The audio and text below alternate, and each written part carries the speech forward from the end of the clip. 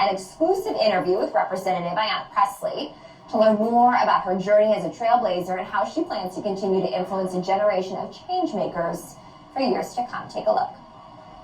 As the first Black woman elected to Congress from Massachusetts, you've already paved the way for so many. What does the word trailblazer mean to you?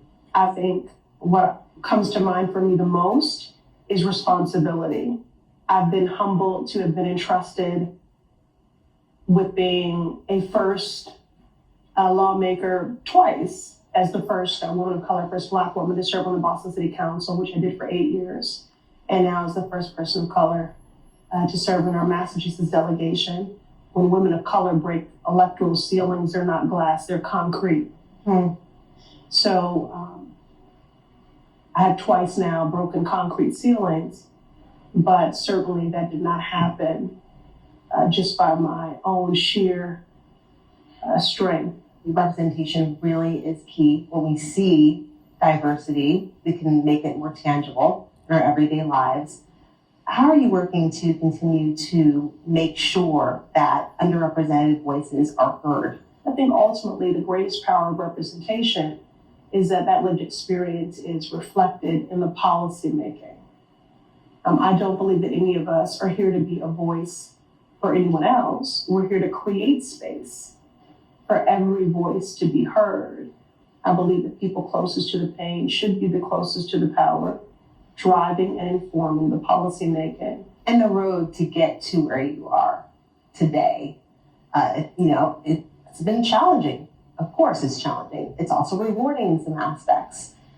I guess looking back, what would you say are some of the ways that you tackled that adversity? I can only speak to being a Black woman. You have a hyper visibility and invisibility. You're hyper visible in that how you show up in the world is policed and even criminalized. Our bodies, how we dress, how our hair grows out of our head. But you're also hyper invisible. To represent, again, any marginalized community, but certainly to be Black and to be a woman, is to hold space for this dichotomy here, to be hyper visible and hyper invisible. And I don't think I'm here to take up space. I think I'm here to create it. And so it's my hope that that's what people will see reflected in my leadership and in my representation and in my cooperative governing. You're often the only one in the room. I know this very well. I'm often the only one in the room as well.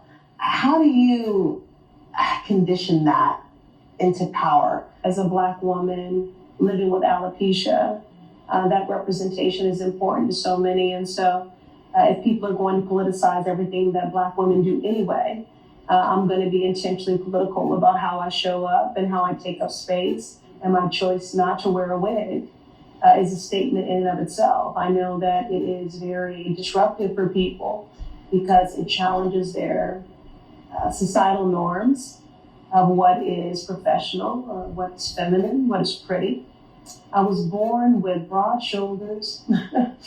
So I think whatever weight I'm carrying, whatever responsibility that thanks to my ancestors and the extraordinary education and parenting that I received, I was built for it.